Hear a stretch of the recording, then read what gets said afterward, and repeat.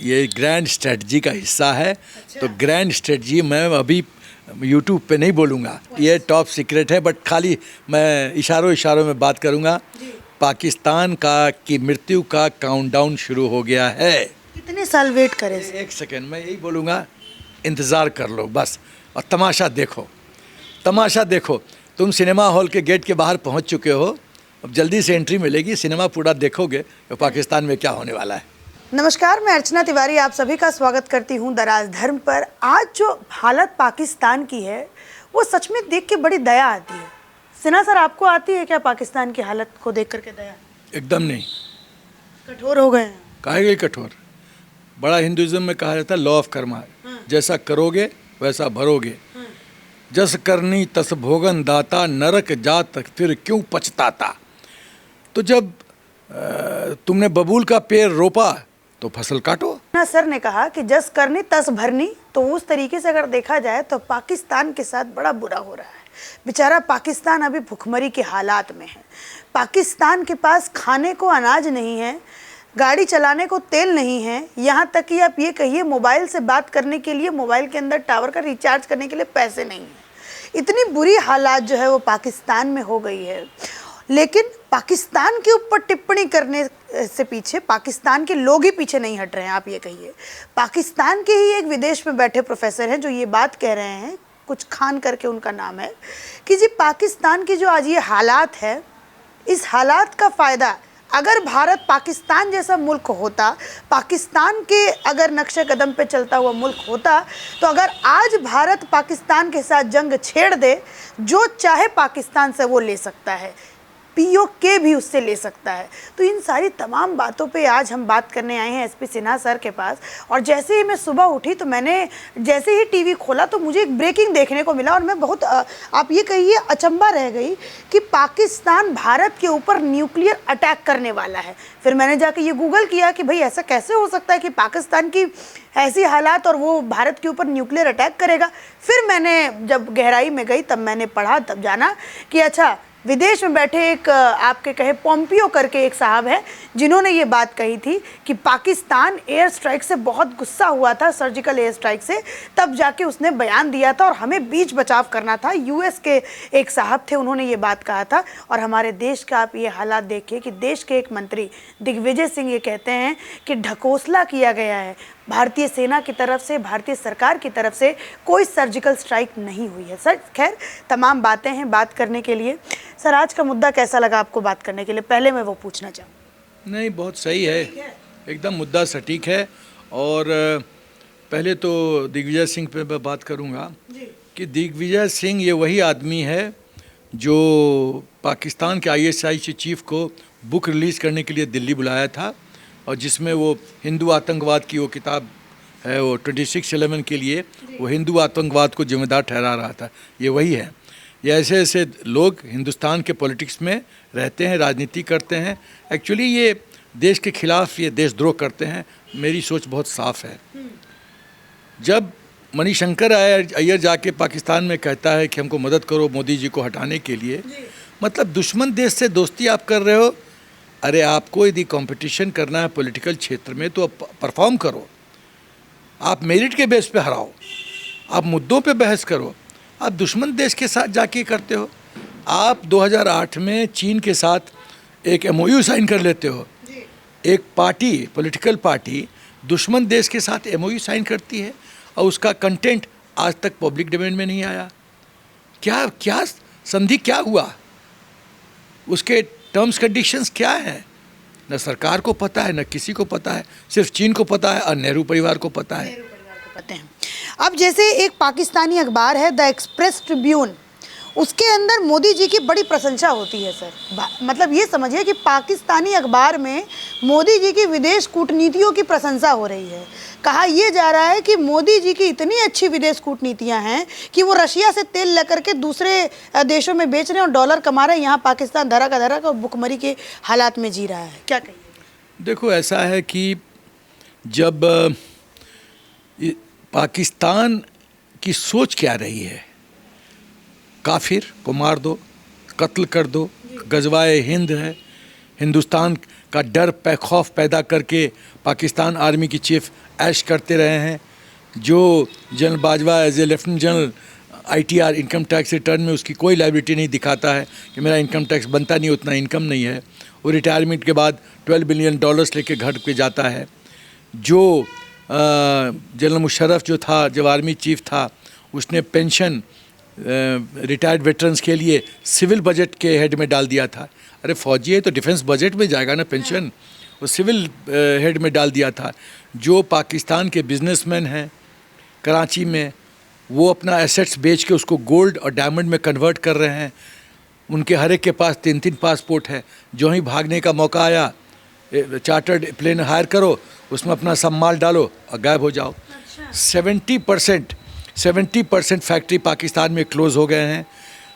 Letter of credit वो कागज़ होता है जिसके आधार पे कोई भी अंदरूनी कंपनी विदेश के साथ बिजनेस करती है तो फॉरेन वाले कंपनीज तो LC मानने के लिए तैयार ही नहीं है पाकिस्तान का। एक फ़कीर का LC कौन मानेगा? तो इसका मतलब है कि पाकिस्तान इंटरनेशनल ट्रेड के रिंग से बाहर है। अब उसको वर्ल्ड बैंक ने कहा है कि भाई हम 3 साल के लिए तुमको जो प्लेज कर रहे हैं पैसा, वो 3 साल में जब कभी होगा तो दे देंगे। अभी तक तो अठन्नी नहीं मिला। उसके बाद मैं कहना चाहता हूँ कि इसके बावजूद कि जब पाकिस्तान इतना गरीब देश है, आटा 3,100 रुपया पर 15 kg। उसके बाद $70 बिलियन पाकिस्तान की सरकार और फ़ौज खर्चा करती है प्रोटोकॉल पे। प्रोटोकॉल मतलब सिक्योरिटी गार्ड है, रे ये है, फलाना ठिकाना। $70 बिलियन। क्या पाकिस्तान इतना खर्चा अफोर्ड कर सकता है? आवाम के पास खाने को रोटी नहीं है, आटा नहीं है, चीनी नहीं है, ये घी नहीं है। 8-8 घंटा लाइन में लगते हैं वहाँ के लोग। चीन की औरतें पेट भरने के लिए मतलब पाकिस्तान की औरतें पेट भरने के लिए चीन जा रही हैं। उनके साथ क्या व्यवहार हो रहा है मैं टीवी पे क्या बताऊं? मैं तो नारी का सम्मान करता हूं। उनके साथ क्या ट्रीटमेंट हो रहा है पाकिस्तानी लोग जवाब दें। उसके बाद अभी कुछ दिन पहले का न्यूज़ है कि पाकिस्तान ने एक कार इंपोर्ट किया है। $1.25 बिलियन का कार इंपोर्ट किया है। वहाँ के जो सोल्जर हैं पाकिस्तान को, उनको तनख्वाह नहीं मिली है। KPK में जो पाकिस्तान के जवान हैं वो चौकी छोड़ के भाग गए हैं, उसको TTP ने कैप्चर कर लिया है। जो जेल में है वहाँ का सिक्योरिटी गार्ड ने देखा बिजली नहीं है, जनरेटर में डीजल नहीं है।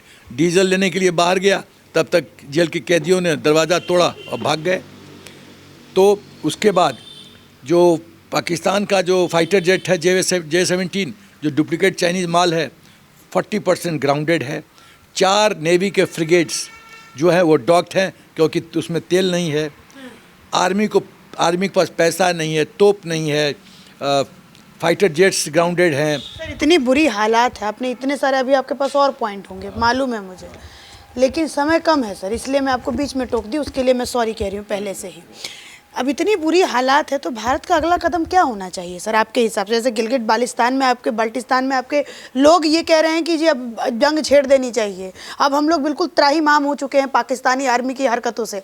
हमें जो है अब यहाँ पे नहीं रहना है। यहाँ तक कि पाकिस्तानी आर्मी ने वहाँ पे एक लॉ बना करके पाकिस्तान ने कह दिया जाइए हड़पिए जगह वहाँ पे पाकिस्तान ऑक्यूपाइड कश्मीर में। क्या होना चाहिए सर? आपके दमदार पॉइंट्स क्या कहते हैं? भारत को क्या करना चाहिए? पॉइंट्स बड़े पसंद आते हैं सर आप। देखो ये ग्रैंड स्ट्रेटजी का हिस्सा है। अच्छा। तो ग्रैंड स्ट्रेटजी मैं अभी यूट्यूब पे नहीं बोलूँगा। कहाँ बोलिएगा सर, इतना पसंद करती है राजधर्म की जनता आपको।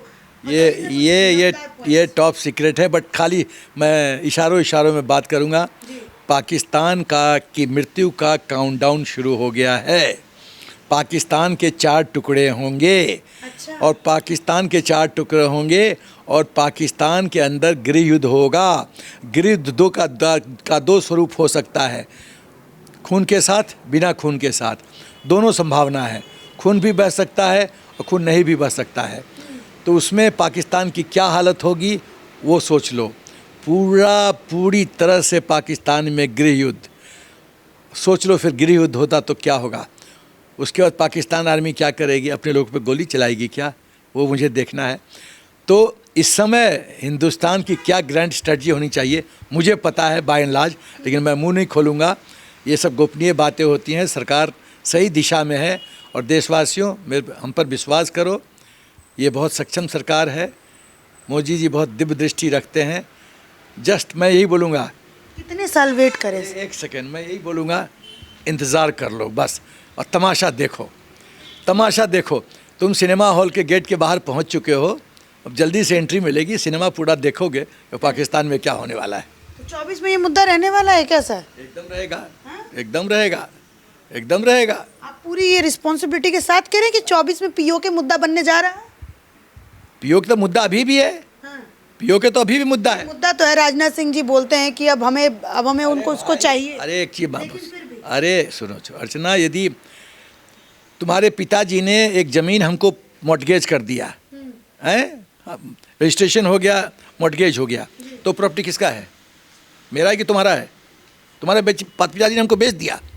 महाराजा हरि सिंह ने ये पूरा इंस्ट्रूमेंट ऑफ एक्सेशन के साथ पूरा हिंदुस्तान को दे दिया, तो ये किसकी प्रॉपर्टी है? तो जो भी बैठा है वो तो इलीगल आदमी है। तो मुद्दा तो लाइव है।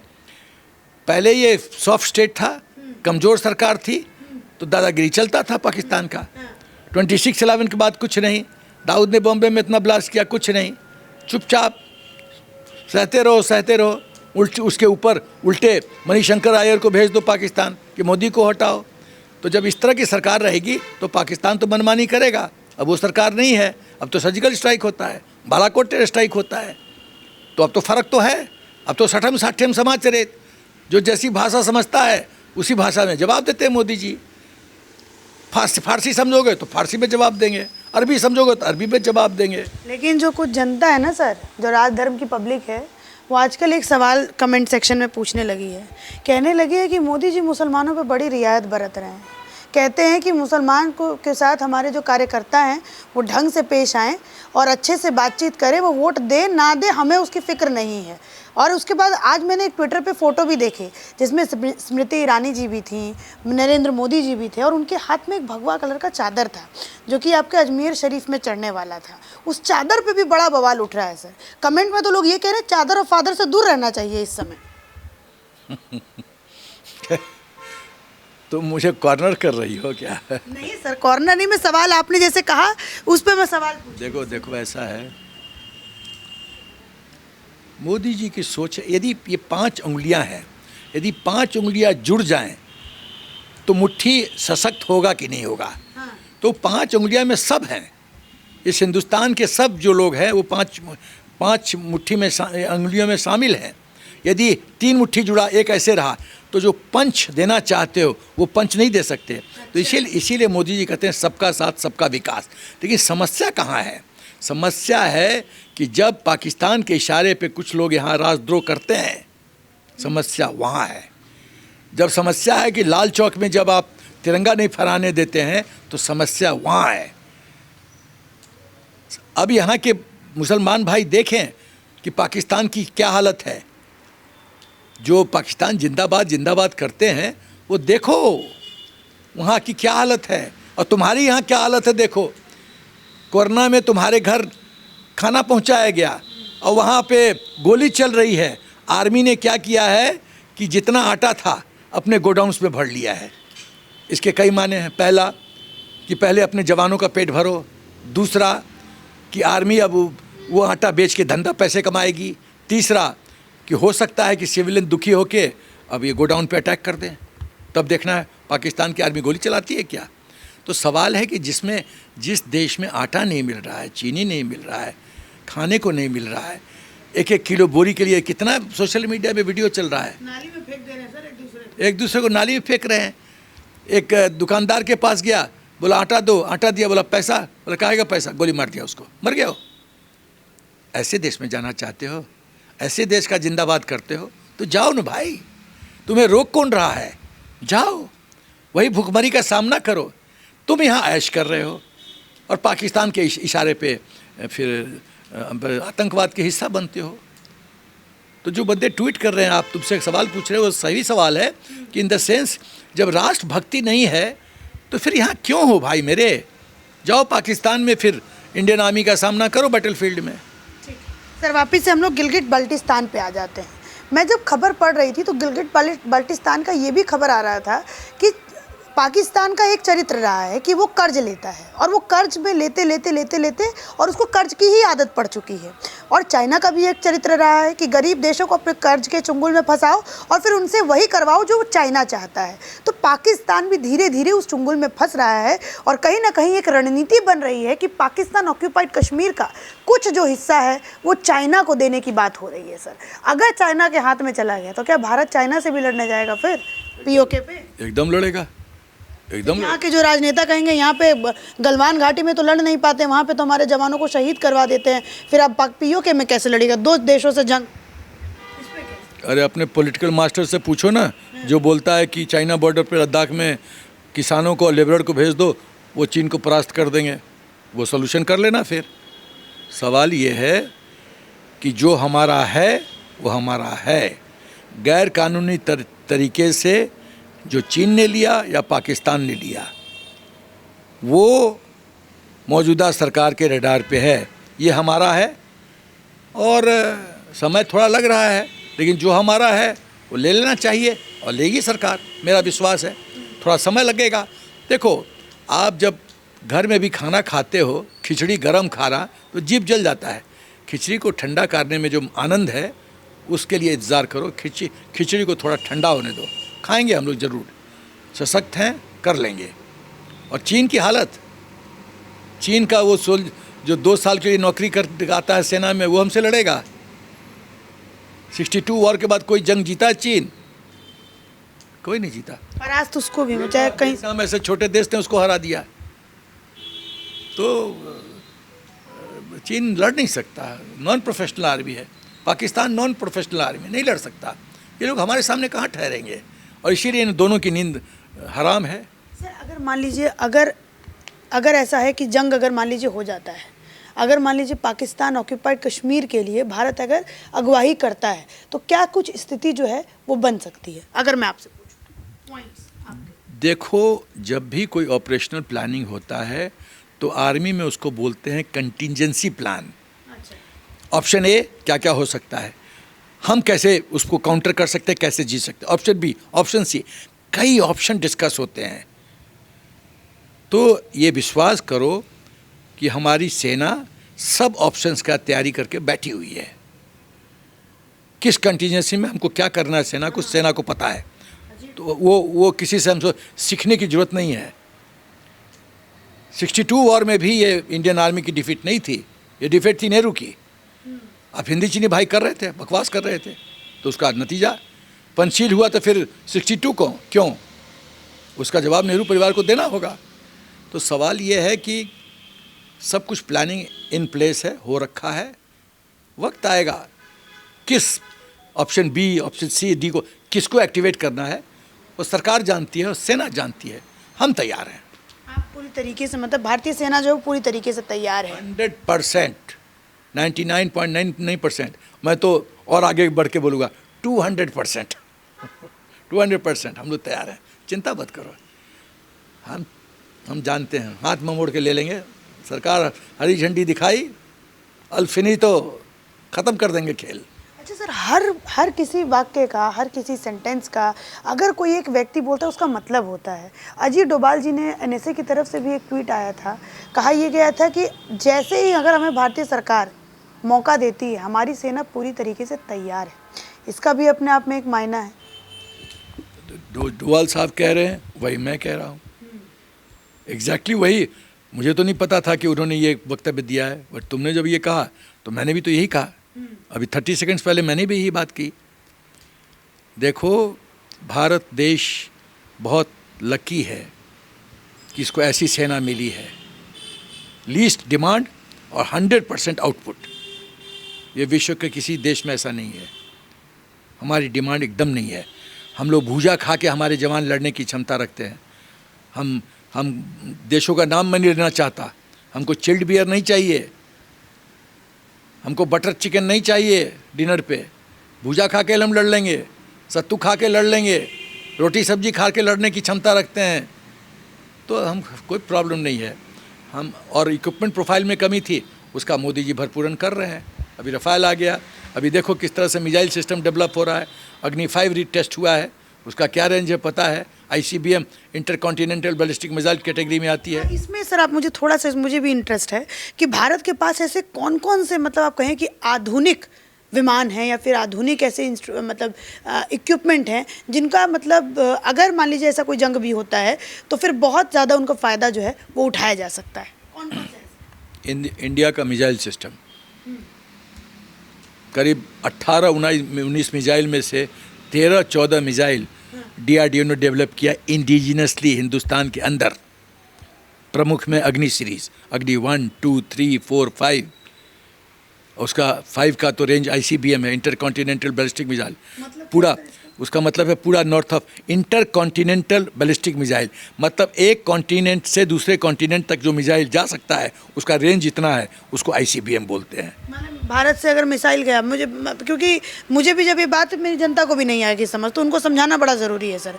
मान लीजिए पाकिस्तान और भारत का एग्जाम्पल ले लीजिए, अब बताइए अगर भारत से मिसाइल भारत पाकिस्तान तो इंटर कॉन्टिनेंट है ही नहीं। ये तो सदर्न साउथ एशिया में ही है। अच्छा हाँ, इंटर कॉन्टिनेंट, एक कॉन्टिनेंट से दूसरे कॉन्टिनेंट तक यदि कोई मिसाइल सिस्टम कवर कर सकता है तो वो भारत के पास ICBM है, अग्नि 5 है।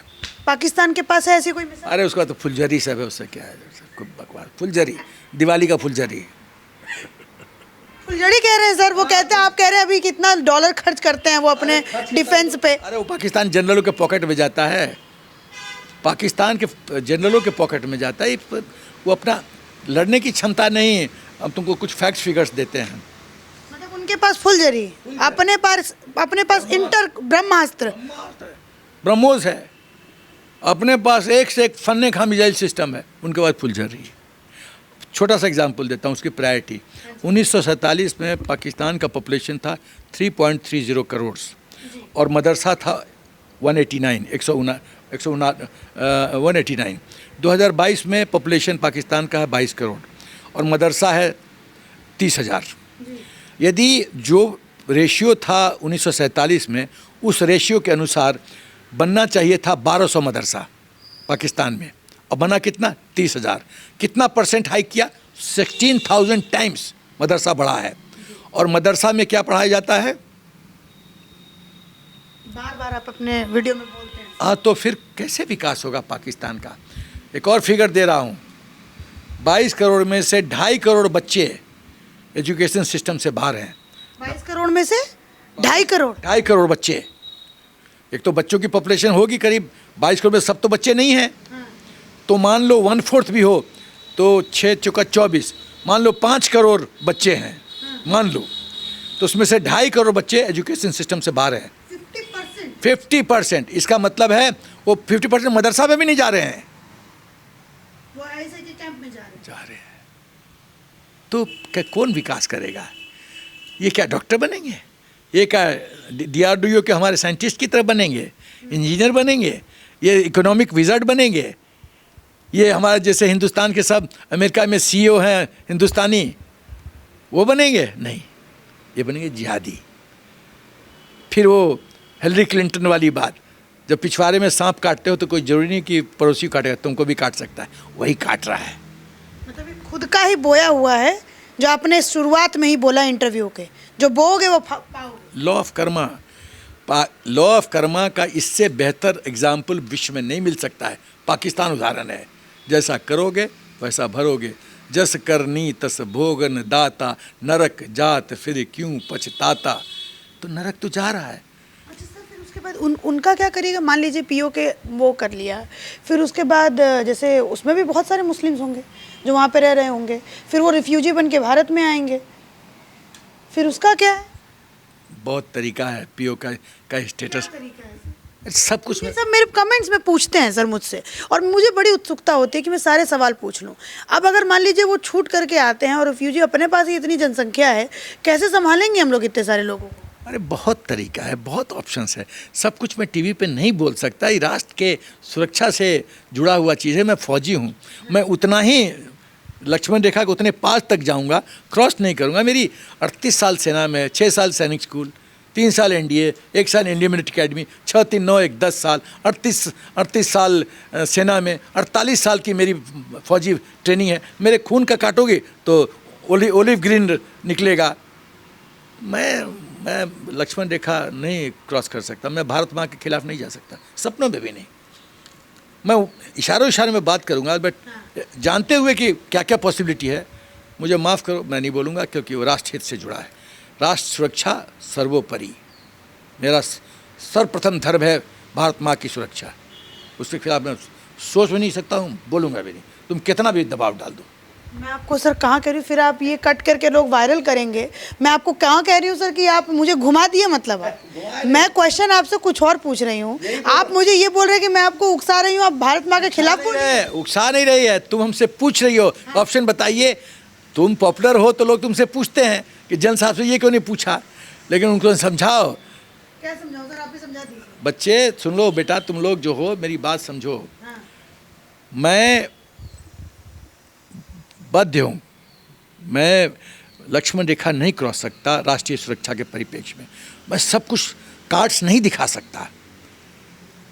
कोई भी ऑपरेशन तब सक्सीड करता है जब उसकी गोपनीयता बनी रहे। मैं आर्मी कैसे फंक्शन करती है तुमको पता है। हम लोग जो जैसे यूनिट कमांडर हुआ, ब्रिगेड कमांडर हुआ, डिव कमांडर हुआ, कोर कमांडर हुआ, आर्मी कमांडर हुआ, आर्मी चीफ हुआ, रक्षा मंत्री जी हुए, प्रधानमंत्री जी हुए, कुछ जो टॉप सीक्रेट फाइल होती है उसमें लिखा जाता है only for the eyes of, से मान लो प्रधानमंत्री जी, eyes and ears of PM, eyes and ears of RM, रक्षा मंत्री। किसी को हिम्मत नहीं बीच में वो लिफाफा खोल दे, इतनी गोपनीय टॉप सीक्रेट बात होती है। लिखा होता है only for the eyes and ears of prime minister, honourable prime minister of India. किसी का हिम्मत है बीच में खोल दे, सवाल नहीं पैदा होता है। उसमें लिखा रहता, मान लो ब्रिगेड कमांडर से गया डिव कमांडर के पास, only for the eyes and ears of div commander. सवाल नहीं पैदा होता है कि कर्नल GS1 GSO1 खोल दे उसको, देयर इज नो क्वेश्चन। बेटा मैं वचनबद्ध हूँ, मैं लक्ष्मण रेखा नहीं क्रॉस करूँगा, देश का अहित कर जाऊँगा। तुम लोग को खुश करने के चक्कर में मैं अहित कर जाऊँगा देश का, ऐसा नहीं करूँगा। चलिए सर, क्वेश्चन को छोड़ देते हैं हम लोग। अभी जैसे बात हुई हमारे गिलगिट बाल्टिस्तान पे, बात हुई कि पाकिस्तान की जो भी हालात है सर। अच्छा एक और बात बताइए, जिस तरीके से पाकिस्तान की आज इतनी गरीबी हालात है, क्या बोल सकते हैं कि आने वाले कुछ समय में श्रीलंका जैसा हाल होने वाला है कि लोग जाकर के प्रधानमंत्री के घर पे धावा बोल देंगे? होगा, एनी टाइम, कभी भी हो सकता है। अब एकदम दूध एकदम फपक रहा है, अब तो कभी भी बर्तन के बाहर। तो गोला बारूद क्यों है फिर? इतने AK-47 है, तमाम मिसाइलें हैं, तो बंदूक है वहाँ के आतंकवादियों के पास, वो अगर वो लगा दे तो आप ही कहते हैं कि वहाँ पे मिलिट्री का शासन है, मिलिट्री वहाँ पे सब कुछ करती है, तो वो कंट्रोल नहीं करेगी मतलब अपनी जनता को? 10,000 TTP का स्ट्रेंथ है, कर लिया कंट्रोल। जो पाकिस्तान आर्मी 10,000 TTP को नहीं कंट्रोल कर सकती है, वो हमसे लड़ने का सपना देख रही है। अरे तुम्हारे लिए पाकिस्तान, हमारी उत्तर प्रदेश की पुलिस काफ़ी है, यूपी की पुलिस काफ़ी है तुम्हारे लिए। कैसी बात कर रहे हैं सर, आप तो बहुत बेइज्जत करते हैं पाकिस्तान। अरे ये लोग बेइज्जती डिजर्व करता है, ये लोग इसी का काबिल है। कभी कहते हैं डिफेंस हमारा देश संभालेगा, कभी कहते हैं पूरी पाकिस्तानी जो आर्मी को हमारा अकेले यूपी पुलिस। इसीलिए तो डिफेंस हम संभालेंगे, क्योंकि तुम डिफेंस संभाल नहीं सकते। तुम्हारे चक्कर में बांग्लादेश कट गया, इसे तो हम संभालेंगे। हम जानते हैं कैसे संभालना है, तुमको आता नहीं है। हम टॉप डॉक्टर हैं, हमको कंसल्ट करो, हम तुमको सोल्यूशन देंगे, हम तुमको ठीक कर देंगे बीमारी। ये चक्कर है। तो मतलब अब जो है वो कुछ बड़ा होने वाला है, ये कह सकते हैं। होगा एकदम 100% होगा। तैयार है उसके लिए भारत? कई ऑप्शंस हैं, कई परिस्थिति है। मोदी जी का जो स्टाइल है साइलेंटली करने वाला कि वो वाला, वही वाला, उसी वाले स्टाइल से? एकदम साइलेंट ऑपरेशन। एक सेकंड, मोदी जी ने कुछ साल पहले क्या बोला था? कटोरी लेके भीख मंगवाऊंगा इनसे। जी मांग रहा है ना भीख, इमरान खान ट्वीट कर रहे हैं। हाँ, मांग रहा है ना भीख। हाँ। फिर उसके बाद क्या कहा था? पुलवामा के बाद किसी देश ने बहुत भारी गलती कर दी है, इसका हिसाब चुकता करना पड़ेगा। Balakot air strike. मोदी जी इशारे में, पाकिस्तान बेवकूफ़ है, मोदी जी के एक एक शब्द को तौला करो, उसके बहुत दूरगामी संदेश होते हैं उसमें। तुम नहीं ध्यान दोगे तो गए।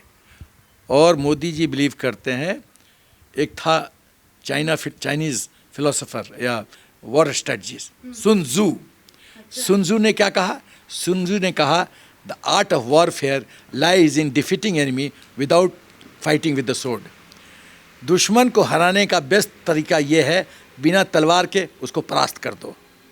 मेरा वही हो रहा है। तो जो कितने ऑप्शंस की जो मैं इशारा में बात कर रहा हूँ, कितने ऑप्शन है। पका हुआ आम है, गिर जाएगा, कबूतर कौवा आएंगे खा लेंगे। इस इंटरव्यू को हम लोग समापन करेंगे। बस एक आखिरी क्वेश्चन मैं आपसे पूछूंगी राहुल गांधी जी पे। राहुल गांधी जी का जो आजकल बयान आ रहा है सर, देख रहे हैं, नोटिस कर रहे हैं उनके बयान को? आपके दिग्विजय सिंह कहते हैं सर्जिकल स्ट्राइक पे सवाल उठाते हैं, राहुल गांधी भी पहले उठाते थे, चौकीदार को चोर बोलते थे। आजकल जो है राहुल गांधी जी कह रहे हैं कि मैं बड़ा सम्मान करता हूं आर्मी का, और आर्मी जो करेगी वो करेगी, मैं उसका पूरा सम्मान करता हूं। और इतना घटिया, इतना वाहियात बयान, इतना कोई सीनियर लीडर अपने ही पार्टी के नेता को बोल रहे हैं, तो ये कांग्रेस कहीं भाजपा को टक्कर तो नहीं देने वाली है सर, ये सारी बातें बोल करके? ये मजबूरी है। अच्छा। मजबूरी इसलिए है कि राहुल गांधी रियलाइज़ कर रहा है कि सेना का अपमान करके उसको बहुत बड़ी कीमत चुकानी पड़ी है। सर्जिकल स्ट्राइक का सबूत मांगना, बालाकोट में सबूत मांगना, इसको बहुत कीमत कांग्रेस को चुकानी पड़ी है। और एंटनी ने जब पोस्ट 2014 या 19 में जो सर्वे किया था, उनको चेयरमैन बनाया गया था, क्या कहा था कि जो देश में एंटी हिंदू इम्प्रेशन है कांग्रेस का, उसने हरवाया है कांग्रेस को। तो अब ये क्या नौटंकी कर रहा है? टीका लगा मंदिर में ऐसे दिखा रहा है। अरे भाई राहुल गांधी, पहले ये तो बता दो कि जनरल रावत सड़क का गुंडा कैसे हो गया? आपके संजय दीक्षित बोले। ये तो बता दो 71 वार के बाद जब हमारा पेंशन 70% था, 50% क्यों लाए? हमको क्या रिवॉर्ड मिलना चाहिए था, हमको क्या मिला?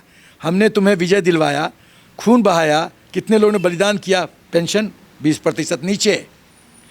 चीफ्स का ऑर्डर ऑफ प्रेसिडेंस में, ऑर्डर ऑफ प्रेसिडेंस का मतलब वो चीज़ होता है बच्चों को बताने के लिए कि प्रोटोकॉल शुरू होता है प्रेसिडेंट ऑफ इंडिया नंबर 1, उसके बाद डिफाइंड है कौन 3 पे है, कौन 5 पे, 6 पे है। यदि मान लो आर्मी चीफ, आर्म फोर्सेस के चीफ थे सीरियल नंबर 33 पे, 71 वार के बाद और नीचे लाया गया, ये सम्मान हुआ।